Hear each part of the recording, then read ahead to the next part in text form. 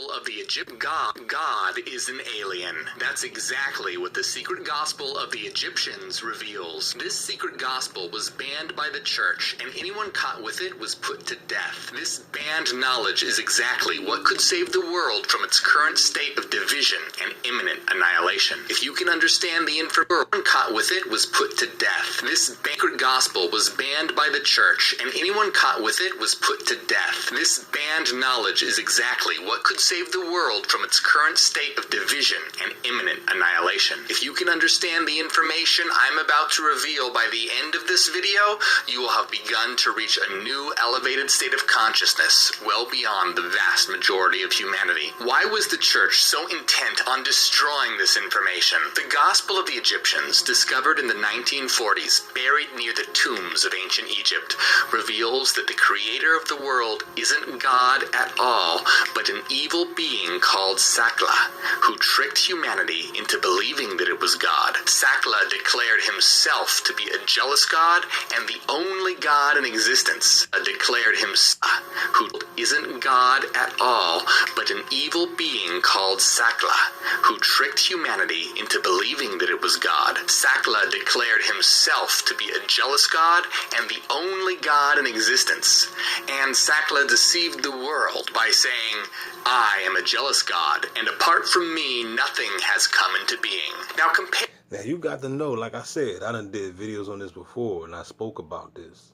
I said, how can you mess with a jealous God? You wouldn't even hang with a jealous person. Females wouldn't. If you know that one of your girlfriends is jealous of you, you're not gonna hang with her. You know what I'm saying? You're like, such and such, I feel jealous vibes, I'm gonna cut this person off. You should anyway. And vice versa, same with a man.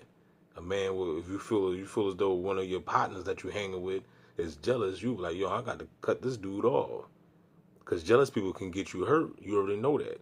So if you can't trust a jealous person, then how could you trust a jealous God? See, y'all don't think. Y'all just do. Y'all programmed. Y'all programmed by the programmers. You're worshiping. They got you duped. They got you worshiping a jealous God. You need to check yourself.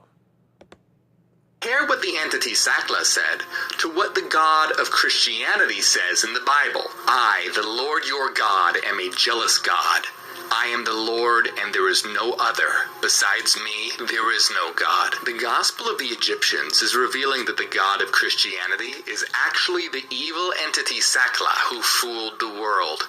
In fact, the name Sakla means fool. According to the Gospel of the Egyptians, God and his angels aren't what you think. The Gospel reveals that Sakla is an evil cosmic entity that generated or gave birth to a host of assistants called archons, which he commands.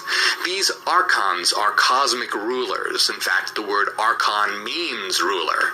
And these cosmic rulers, the archons, are associated with the stars and celestial bodies. There is an order of 12 archons corresponding to the 12 signs of the zodiac, and an order of 7 archons corresponding to 5 of the planets and the sun and the moon. According to the Gospel of the Egyptians, Earth was created in Hades by Sakla and his archons who rule over the earth, keeping humanity trapped as slaves by luring souls to incarnate into human bodies again and again. By the way, if you haven't hit like or subscribe yet, do it now. It takes just a quick tap for you, but it helps spread this information. Now, the Gospel of the Egyptians reveals that there is a higher being than Sakla and his archons.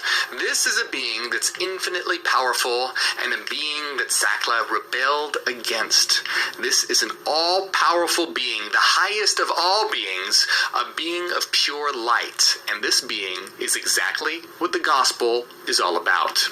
The banned gospel says, "The holy book of the Egyptians is about he who came forth from the heights of perfection, the light of the eons of light, the light of the silence of the providence, and the father of the silence, the light of the word and the truth, the light of the incorruptions, the infinite light, the radiance from the eons of light of the unrevealable, unmarked, ageless, unproclaimable, the eon of eons, self-begotten, self-producing, alien, the real, true eon. Now, what does it mean to call this all-powerful being of light alien? Now, it doesn't mean that it's some technologically advanced being in a spaceship. That's a primitive idea. It means that this being of light is beyond space and time. Because, of course, when the Gospel of the Egyptians was written, there was no concept of what we think of as aliens today. When it uses the word alien, it means that this being of light is not of this world, that this being originates from another place. Now, what's the name of this being? According to the Gospel of the Egyptians, the name of this supreme being of light cannot be uttered. Its name can't be spoken because its name is a secret symbol that can't be seen. The Gospel of the Egyptians says, the Father, whose name cannot be uttered, the Father of the light of everything, he who came forth from the silence while he rests in the silence, he whose name is an invisible symbol. I'm going to reveal the true secret name of this alien god of light, but first we have to understand its power. Since its name can't be spoken, the Gospel of the Egyptians gave a name to its creative power. They called the power of light Domadan Doxamidan. According to the Gospel of the Egyptians, everything, all reality, is generated from this being of light and its power, Domadan Doxamidan. Now, in the Bible, God said, let there be light. It was the first creation. But according to the Gospel of the Egyptians, God didn't create light. God is light. The Supreme Being is a being of pure light, and everything is generated from this light. All creation, all matter, everything around you is generated from eternal light. But the question is, could this actually be true? Could all reality, everything that we experience, be generated from the power of an alien god of light? According to one of the most significant physicists of the 20th century, that's 100% correct. See, the physicist David Bohm believed that all matter, everything in the universe, was generated by light. He said, light can carry information about the entire universe.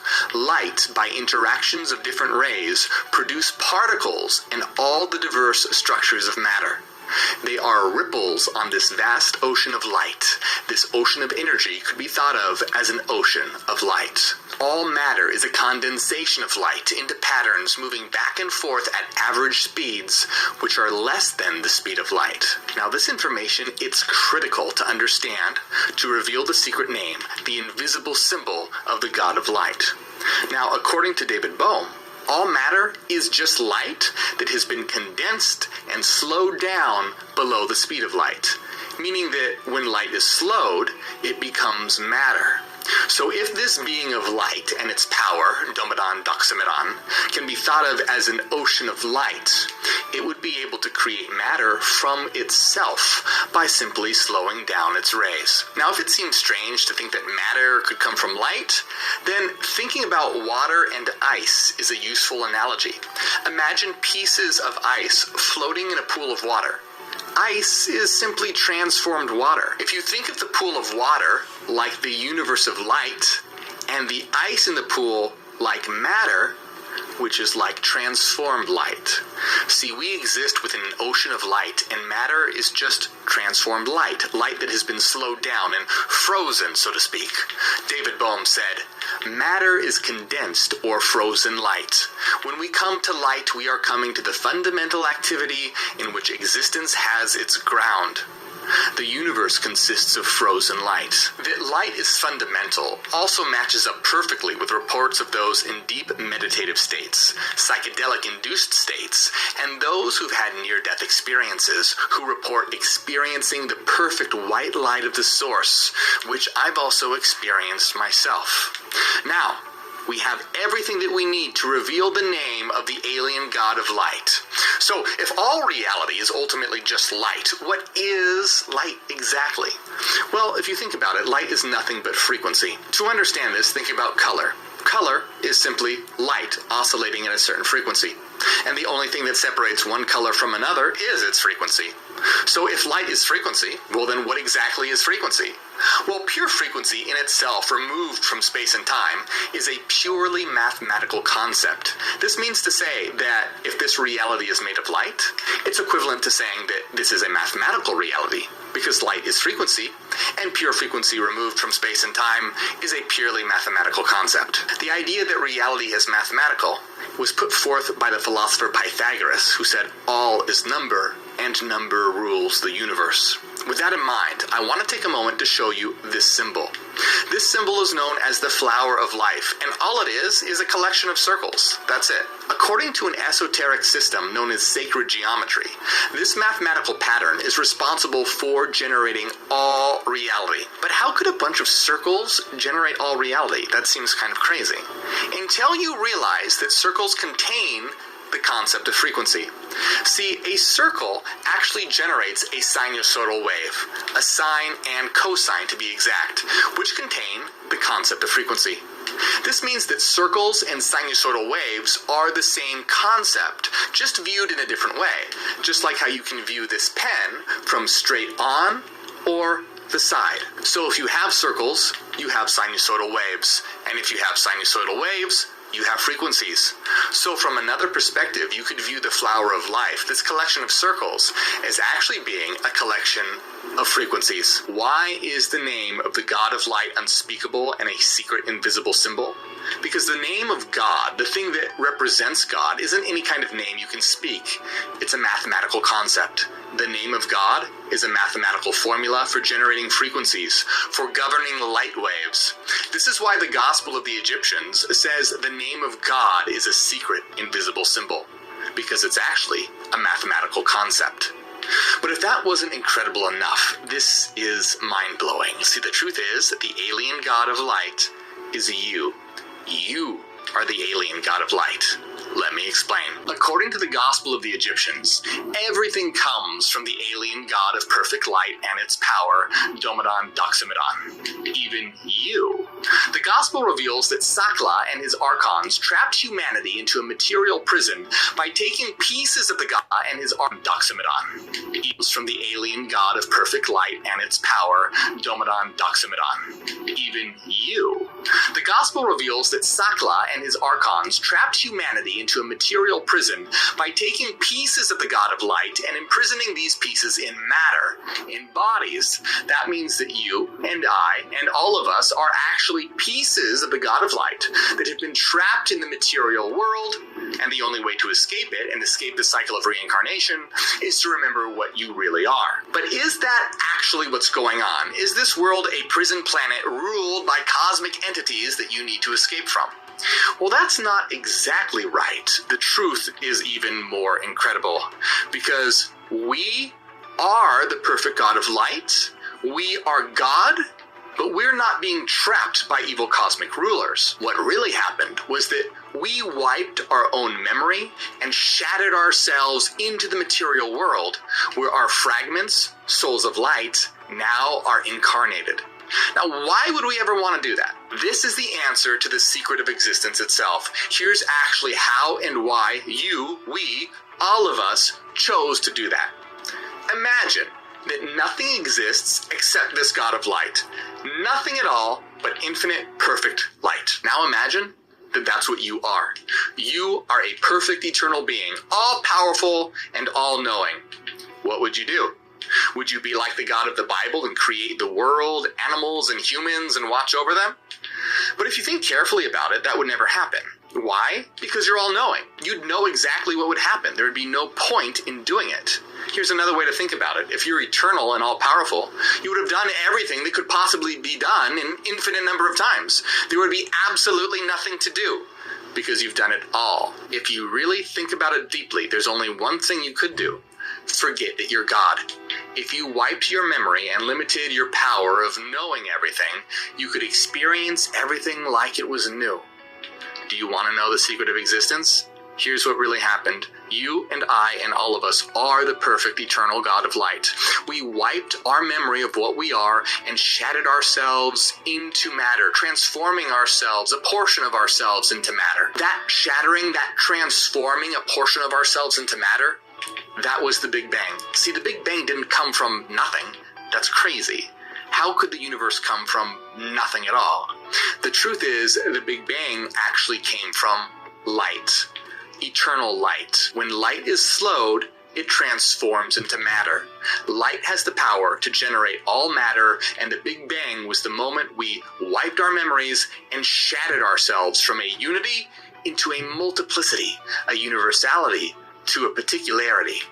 We shattered into matter in a similar way to how pure light fractures into a rainbow of colors when it goes through a prism, when it diffracts. We are the aliens. We are God. We did not originate on this planet. We are not of this world. We are the eternal ocean of infinite light from which all things are born. Right now, we are the God of light experiencing the world of matter that we created from our own transformations, from ourselves and for ourselves. It's not a prison. It's actually a playground.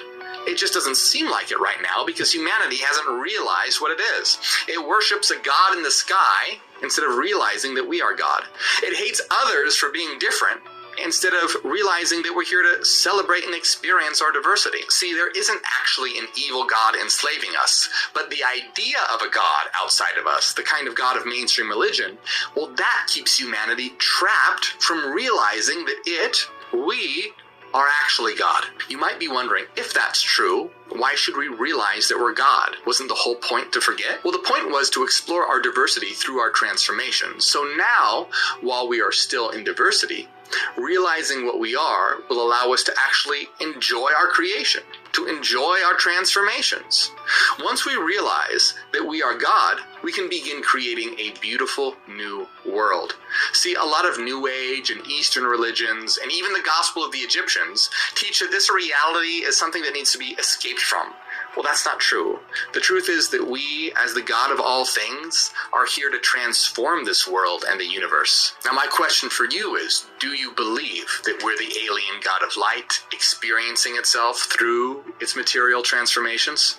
Tell me in the comments now. I'll be reading them. My channel, it's about spreading this information to create a new humanity and a new earth. So hit like and subscribe now so that the algorithm spreads it around. And if